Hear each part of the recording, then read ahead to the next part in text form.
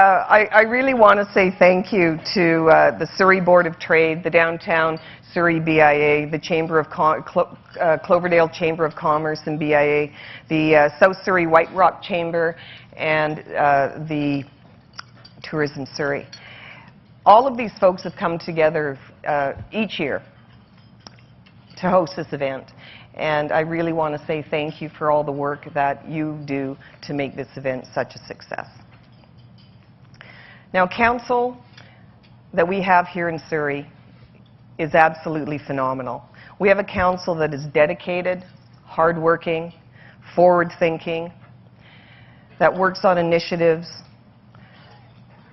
that is really in service of everyone here in this room and all the residents throughout the city of Surrey. And I want to introduce them to you right now. First and foremost, and I'll get you to stand, Councillor Tom Gill.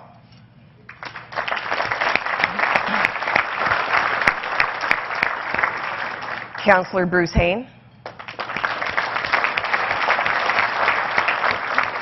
Councillor Linda Hepner. Councillor Marvin Hunt. Councillor Mary Martin. Councillor Berinda Rasodi. Councillor Barbara Steele. And Councillor Judy Villeneuve. Just an inspiring, great team. And as well, we have our senior management team that is here. And I'd really like them to stand and be recognized because the leadership that they show in this city is really has been phenomenal and exemplary. So please stand and take a bow.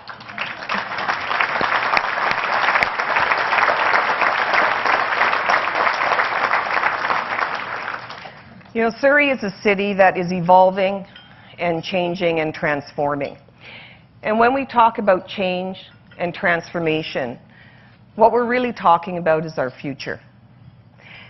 Evolving from what was to what is and what is yet to come. And we need to define each one of those components. And when we apply those principles to this city, we really begin to paint a picture and have an understanding of the way forward.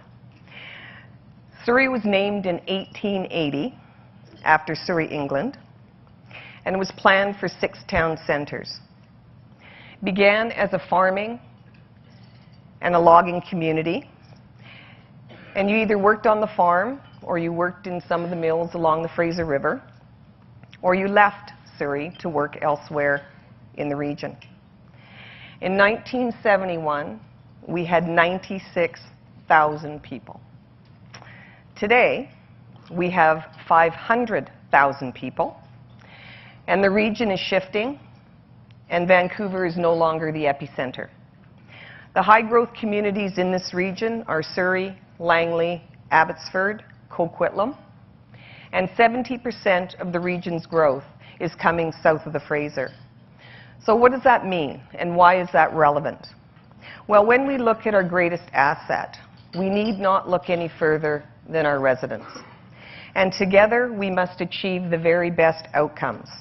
We all have a vested interest to ensure that we are building a city with all of the elements and all of the components to support those residents throughout their entire life, whether it's at the beginning of their life or at the end of their life.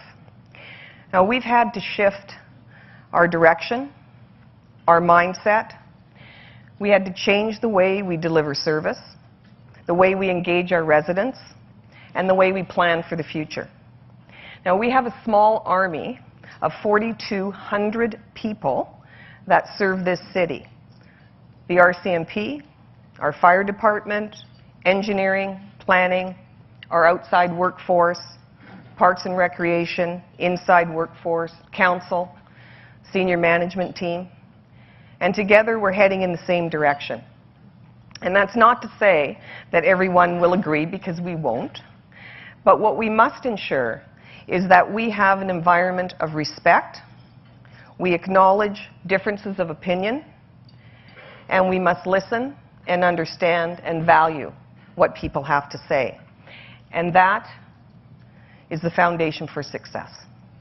Now, fundamentally, we cannot let politics trump the development and implementation of good common sense public policy.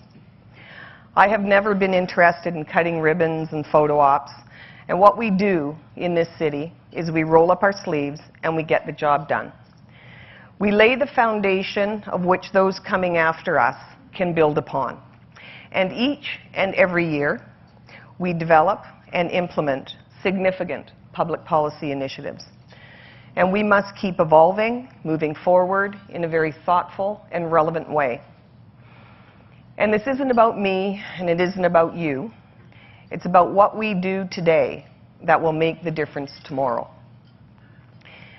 When we break down and define the key elements of a great city, we see a strong economy with good jobs close to home, access to great education, housing affordability, reliable, frequent public transportation, connectivity within and around our town centers and our downtown core, a vibrant arts and cultural community, engaged citizenry, green space and natural areas, sport and recreation opportunities, access to great health care, safe communities, and a strong safety social net and supports for vulnerable people. Now, some of those elements fall within other jurisdictions, so we advocate and facilitate. And other elements fall within our jurisdiction, so we can affect change, we can implement relevant public policy. Connecting and engaging our residents has been the cornerstone of everything that we've done in this city. Whether it's our crime reduction strategy or sustainability charter, homelessness and housing strategy, economic action plan, all of the public policy initiatives, we have engaged the general public. And to move that even further, we are undertaking our very first community summit on April the 6th. And we want to engage the community, connect people, share information, collaborate, and have a meaningful dialogue. And I want to thank the organizing committee who's here today as well, Councillor Rassotti, for your work in this initiative. And also, too, we're launching today a new initiative, Vision Critical. And this is a partnership with a BC-based technology company who was founded by pollster Angus Reid, and I know Angus is here today.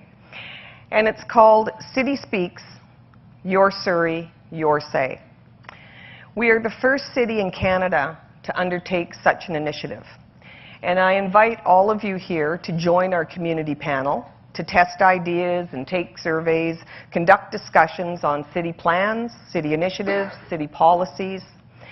And we want to make sure that the community has another avenue for input and discussion on the relevant topics and ideas that are important to them. And it's very important because people have very busy lives, and we want to ensure that they have every opportunity to engage, because it is so very important that you are engaged in your community. Improving public service means open and transparent government, and it means public access to information. It means streamlining processes. It means being efficient and effective. It means evolving and being flexible in the use of technology. And for the first time, we have partnered with IBM and Apple Canada for several new initiatives. Now, when we talk about connecting people and systems, we want to ensure that our most vulnerable are connected to the supports and receive the help that they need. And those that are connected to the justice system are dealt with appropriately. Community safety, crime reduction, and crime prevention are essential. The RCMP have been our partners in law enforcement since 1951. And Bill Forty, our officer in charge of the largest detachment in Canada, took the helm last May. And he knows well that Surrey is not without challenges. No evolving, young, fast-growing city is. And we would be naive to ignore that fact. But what we are prepared to do is to face every issue head-on. whether it's domestic violence, whether it's gang or drug-related crime, or troubled youth. We are prepared to do what it takes to ensure that our residents live in a safe community. Now, we know that the demographic that commits most of the crime is between 18 and 24. And we also know that a small percentage of people commit the majority of crime, and the rest are law-abiding citizens, like everyone in this room. Our crime reduction strategy deals with the root causes of crime, and we work with nonprofit organizations, businesses, crime prevention, law enforcement, our faith-based organizations, the community, and our school district on initiatives that assist and prevent individuals from choosing or being drawn into a life of crime. Now, over the past number of years, we have seen hundreds of supportive and transition housing units, addiction beds, sobering center, addiction treatment center, child protection center, and I really need to acknowledge Councillor Villeneuve and Councillor Martin and Councillor Rassotti for their work in that area, as well as the provincial government for their investment in that area. But most certainly, we are playing catch-up with the rest of the region. In Surrey, as in every community across this region, there are gang-related deaths, there are drug-related deaths, and there's retaliation that has occurred for both. And it reminds me of a quote that I heard many years ago.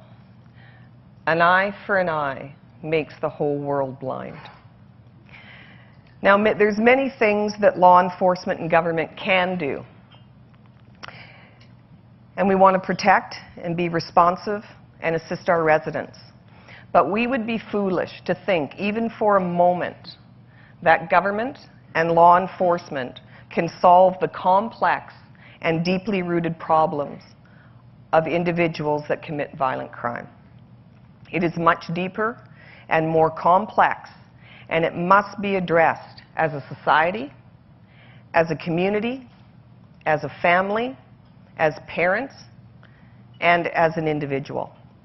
A criminal act is about an individual, a choice, and a personal responsibility, and there must be accountability.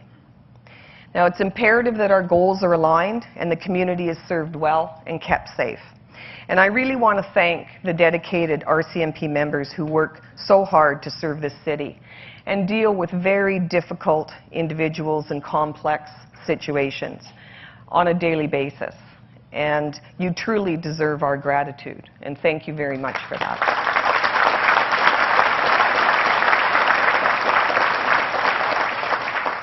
Now, another partner in community safety is our fire department, and they're on the leading edge of many initiatives. Our electrical fire safety initiative saw an 81% decrease in grow-ops since 2007, and that initiative has been replicated across the province and across the country. They also visited 40,000 homes, have done safety audits, installed over 500 alarms, and I want to thank Chief Garris and the firefighters for the work that they do on the job, as well as the work and the volunteer hours that they put into our community.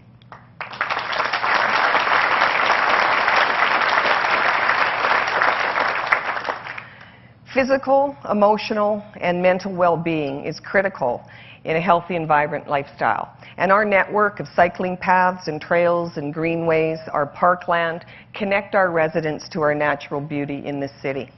And we have almost 8,000 acres of parkland and natural areas, which includes 900 acres of urban forest.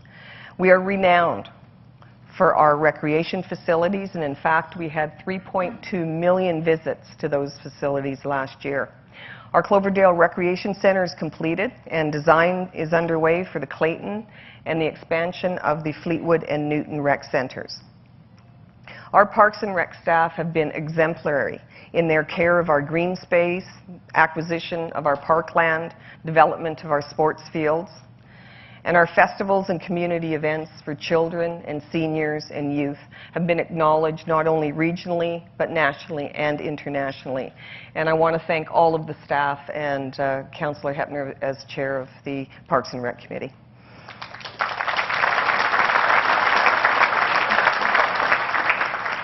Now, Surrey is the largest school district in the province with over 70,000 students.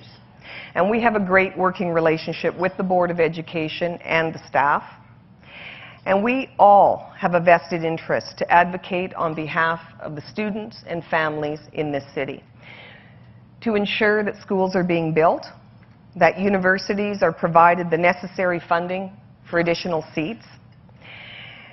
The City of Surrey collected and submitted to the province $193 million last year and $1.6 billion over the past 10 years for education from our property taxes. Now, recently, the Minister of Education was out in Surrey announcing new high schools for Clayton and Grandview and 3 elementary schools. And we thank them for that. And we know as a growing school district, we're going to need to make sure that we continue to move forward. Now, the city and the school district, we always look for innovative and efficient ways to deliver our service. And I'd like to announce our Campus of Learning and Active Living and Sport Excellence facility. Now, this is a new model that can be replicated anywhere in the province or anywhere within the city, and currently it will go into the Grandview area. It consists of an aquatic center, a new secondary school, a community campus of support services, and shared infrastructure. We know that standalone buildings are not efficient use of taxpayers' dollars, and we need to be creative and think of ways how we can work together to ensure that we're serving the people we need to serve. Our libraries are transforming and they continue to evolve. They're a hub of technology and a gathering place for the community. And I'd like to announce a new partnership with Apple Canada, which is the first in North America, and it will be launched in all of our 9 libraries. And it is a technology environment to support learning, literature, and play. And it's going to cater to children 4 to 8 years old, and we're calling it Curiosity Corner. Now, post-secondary education and additional capacity must be a top priority for the provincial government. Now, I was really encouraged to hear the Premier at the Surrey Board of Trade budget breakfast just recently say that kids need access to universities close to home in order for them to stay in their communities. Well, 50% of the post-secondary students in this region are from Surrey. A quarter of all BC students are from Surrey or south of the Fraser. And here's a fun fact. Surrey has 13 spaces for every 100 students. And compare that to 49 spaces per 100 for the rest of the communities in British Columbia. And that is just simply not good enough. Simon Fraser University Surrey needs 2,500 spaces to fulfill a memorandum of understanding that was signed by the province in 2006. Kwantlen Polytechnic University continues to grow and will need 3,500 new spaces to fulfill their needs over the next coming few years. Cloverdale campus, they're going to rebrand that at KPU Tech. That will support the trades and technology sector, and it will be a hub for the expansion of technology-based industries in Surrey. And we must ensure that access for our kids is a #1 priority. Surrey High School students that graduate with a 75% average do not have access to our SFU Surrey campus.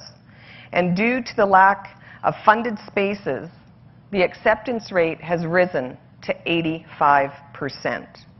And we are turning away thousands of academically qualified students. Now, we know that a strong economy, stable workforce, poverty reduction, a higher average living standard all stem from access to education. Now, this is not incidental because we are all competing on a global level. And I absolutely support international students having access to our universities. But let's make sure that our kids have access as well.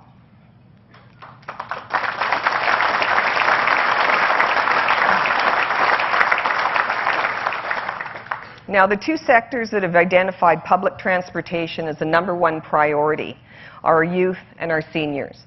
And I want to acknowledge Councillor Steele for all of your work that you've done with the seniors community and your committee. It's been absolutely phenomenal. But the reason that this is so significant is because 1/3 of our population is under the age of 19, and the seniors population will grow by 179% over the next 10 to 15 years.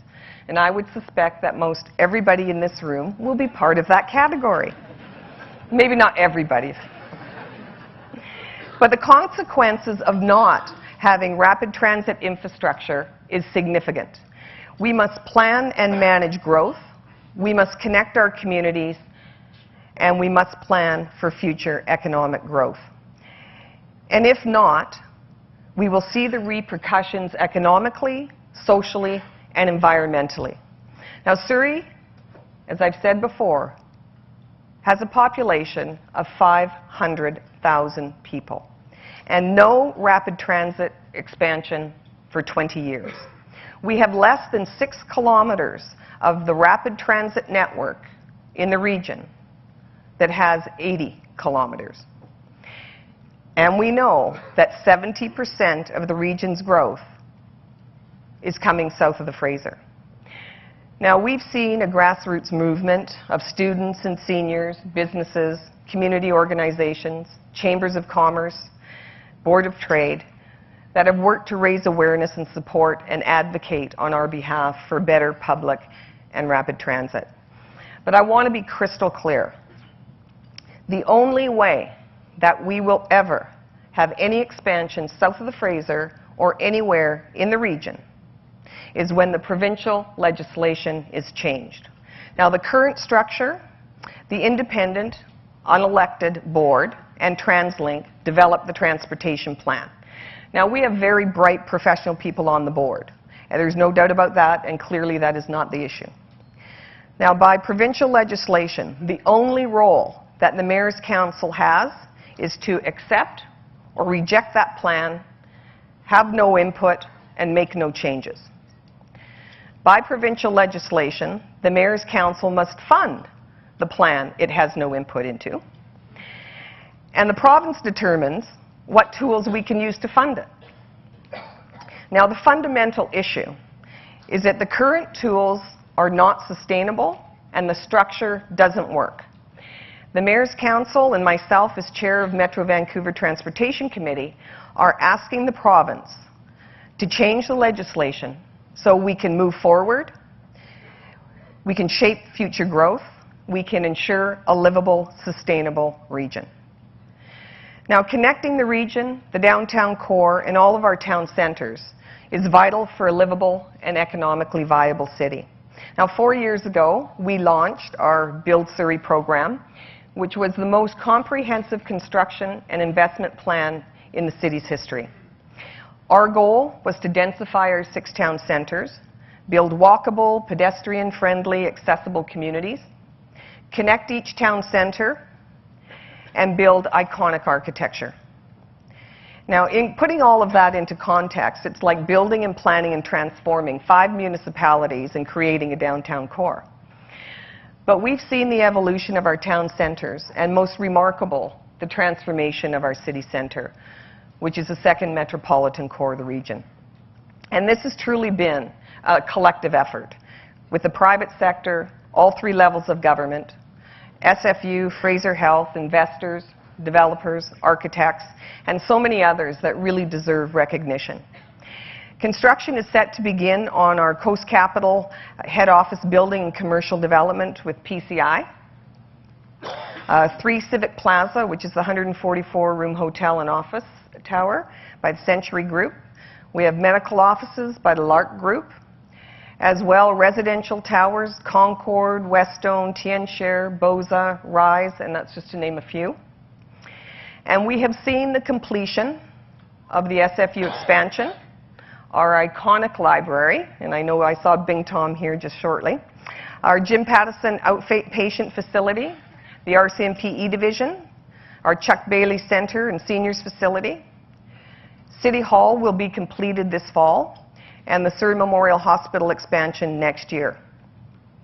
Now, District Energy will connect many of those projects, and it will be one of the largest geo-exchange fields in Canada.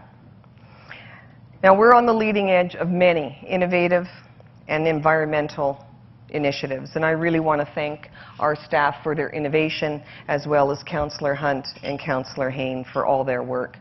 Our biofuel facility will process organics into fuel and be used to power our city vehicles, and it's the only fully integrated organics management system in North America. Our new waste management system is achieving the goal by diverting 70% of the city's waste from the landfill. Our entire fleet of CNG trucks saves us about $3 million a year, and we are continuing to add alternative fuel infrastructure. We have built 14 electrical vehicle charging stations. Greening our fleet, we have hybrid, hydrogen fuel cell, electric, and CNG. And we are the only city in Canada to host 3 hydrogen fueling stations. Now, we know that low taxes foster investment and create affordability. And we have the lowest residential taxes in the region and the second lowest business taxes in the region. We are fiscally responsible, we are open, we are transparent, and I want to acknowledge Councillor Gill for his work, and I want to congratulate staff for receiving yet another award for financial reporting and government transparency. Now, I know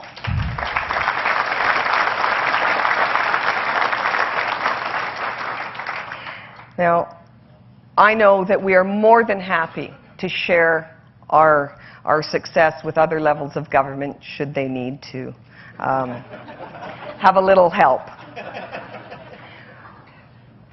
Being that we're the I just got to get this in.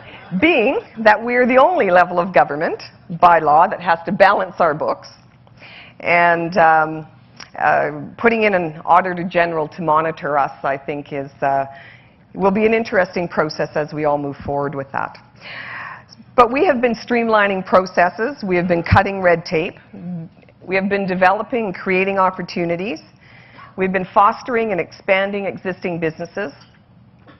And all of these components are about creating an environment for job creation and investment. And we have had some incredible results. We have been named the best place to invest in British Columbia for 4 years in a row, and the 4th best place in Canada. Now, last year, 2,100 businesses opened their doors, and we issued $1.3 billion in building permits. Now, since 2005, 15,000 businesses call Surrey their home, and over $11 billion in building construction. So we know that our economy is growing, jobs are being created, and our city is evolving. But we can't stop there. We have to continue to evolve, we have to plan for the future, and we have to create opportunities for our residents. And we're developing key strategies in 4 different sectors. Now, the first sector is our aerospace industry. Now, we have 25 manufacturing plants and several affiliated companies that form a critical supply link to the aviation and aerospace industries. And we recently partnered with the province and hosted some meetings for the aerospace suppliers, and that was prior to the joint US-Canadian conference. Now, the Pacific Northwest Aerospace Alliance has offered significant opportunities for companies to collaborate and work together. Now, this past November, Councillor Gill and I were in Zhuhai in China, which is our sister city of 25 years, and we attended the only government-sanctioned aerospace exhibition in China. Now, that sister city connection with the excellent opportunities for businesses. Now, that's something that we want to leverage, that we want to develop, and we want to nurture those opportunities. Now, the second sector is arts and culture. And we know that arts and culture is a significant generator for any city. And at a time when funding for the arts is being cut back, we are moving forward in a very significant way. We have a very vibrant arts community, and we have 166 cultural businesses. Now, we want to grow and support and strengthen those assets. And in 2008, we were named Cultural Capital of Canada, and our International Fusion Fest was born. We started with 22 countries participating, and now we're up to 38 countries. And I want to thank Councillor Martin and her committee for all their hard work in that regard. Also, the Newton Fire Hall, we've converted that into art space, and we are expanding space and building a new arts facility in South Surrey. Our council chambers in the new City Hall can be converted into a 200-seat community theatre. And I want to thank Councillor Villeneuve for all of her work in the arts, and especially and particularly with the public art pieces. We're up to 55 public art pieces within the city. And we are currently working on the Performing Arts Centre in our downtown area. And we've had a significant cultural exchange with our sister city in Zhuhai that is being developed by Councillor Villeneuve. And just a couple of days ago, actually, we had word from the city that we visited last year, Xi'an, in China, and they will be presenting the city with 2 replicas of the Terracotta Warriors this fall, and those will be placed at our City Hall. Now, arts and culture, recreation, and sport industry accounted for $1.86 billion of the province's GDP in 2011. So we know that it is a key economic driver for the city of Surrey. We are currently building two 50-meter pools, one in Guildford and one in Grandview. And our sport tourism strategy really highlights our state-of-the-art facilities. And we have hosted international, national, and that position was taken by internationally respected neuroscientist Dr. Ryan Darcy, who's here with us today. He also heads up the new Office of the Health Sciences and Innovation at Surrey Memorial Hospital. And he led he was the Canadian lead on the 2011 Innovation Summit in Israel, where health technology is their key economic driver. Now, we can see through technology, innovation, research, and critical care that Surrey Memorial Hospital is evolving and developing into a true regional center and health science campus. Now, over the next few years, it will be the largest healthcare center in British Columbia. And in addition to the key centers of health technology, research, and practice, Surrey is well positioned with 180 related companies within our city center. And I'm really pleased to announce the Mayor's Health Technology Working Group, which is co-chaired by Dr. Darcy and myself. And we brought the working group together with Fraser Health, SFU, Kwantlen Polytechnic, University, BCIT, Lark Group, PCI, National Research Council, Western Economic Diversification, Life Sciences BC, MyTax, the BC Technology Industry Association. And it is quite an amazing group, to say the least.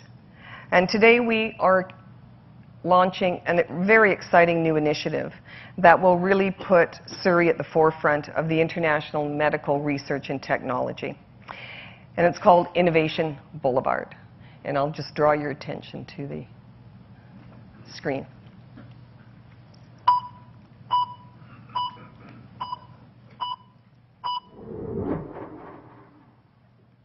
Surrey is one of the best places in the country to practice medicine, and we have some of the brightest minds at work right here in Surrey, along with brand new state-of-the-art healthcare facilities. Surrey's Innovation Boulevard will connect all of the dots and create a world-class center for health technologies that will produce real-world solutions and really enhance patient care and propel economic growth.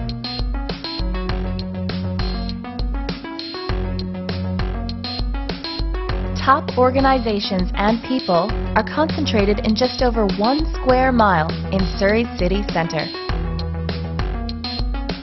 More than 180 health companies are located in the area, and significant medical office developments are underway.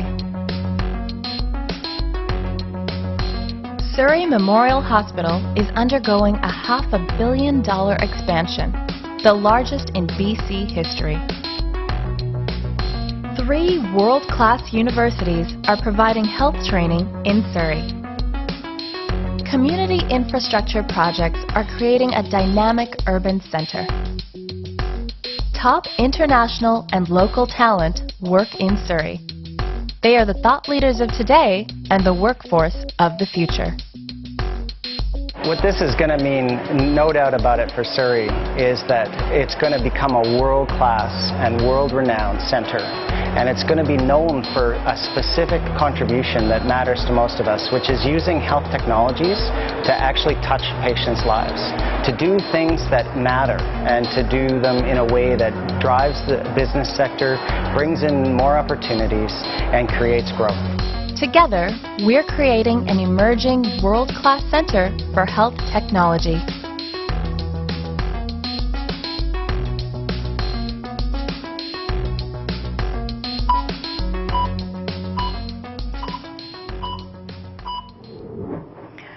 Now, to enrich Innovation Boulevard's value proposition to the health technology sector, we're looking at extending Canada's advanced research and innovative fiber optics network, which is currently available at Simon Fraser University, and expand that to the entire Innovation Boulevard. And having access to ultra-high-speed digital infrastructure is really a key element for success. And this is really an exciting opportunity, and I want to thank Dr. Darcy and the working group for all the work that you've done in this. And as well, I want to acknowledge Councillor Martin, who also sits on the Surrey Memorial Hospital Foundation. We will be hosting the Medical Technology Business Delegation in May from our sister city in Zhuhai, and they are looking to partner with companies that are affiliated with the medical technology industry. And this is really an exciting time for the city of Surrey, and this is a new initiative that has brought in many, many different partners. And we can see without a doubt that Surrey continues to evolve and transform. We are a fast-growing city that has both challenges and opportunities. But there's one thing that I know for sure, is that we are witnessing and participating in the building of a very unique city. And this journey, I know, is one that we will look back upon with a smile, and we will recognize that we were all part of something truly special. Thank you.